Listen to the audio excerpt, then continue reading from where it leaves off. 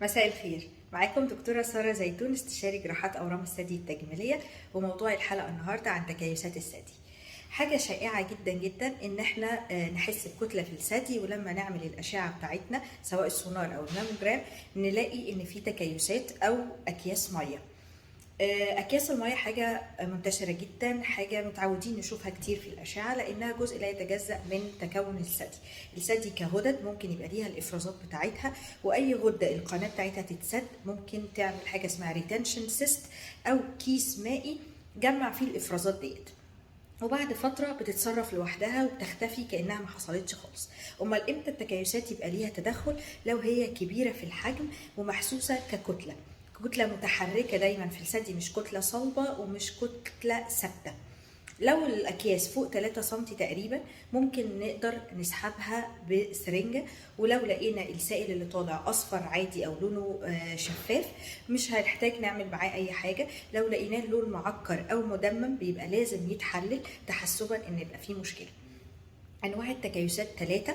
انواع سيمبل عاديه خالص شفافه ما فيهاش مشكله، انواع كومبليكيتد او معكره، ودي ممكن تبقى اكياس طبيعيه بس فتره طويله شويه فخلت ان يبقى السائل اللي جواها معكر، او الاكياس المعقده، ودي بيبقى فيها جزء صلب مع الجزء السائل، ودي علامه من العلامات اللي ممكن تبقى بدايه اورام. يعني مش اي كيس ميه اقدر اسحبه، ومش اي كيس ميه لازم اخش اشيله بعمليه.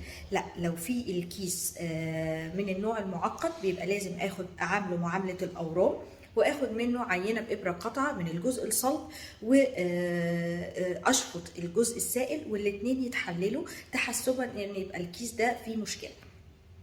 الاكياس العاديه وضع متعارف عليه غير مقلق، ملوش علاقه بالاورام، بس لازم الفحص يبقى على ايد دكتور متخصص واشعه اللي طلبها دكتور فاهم. طبعا الاشعه اللي بتتعمل على الثدي بتبقى على الناحيتين عشان الناحيتين يتقارنوا، ومش اي سن يتعمل فيه الماموجرام. ساعات كتير قوي في السن الصغير بنكتفي بالسونار على الثديين وبنقدر ناخد منه القرار الصح.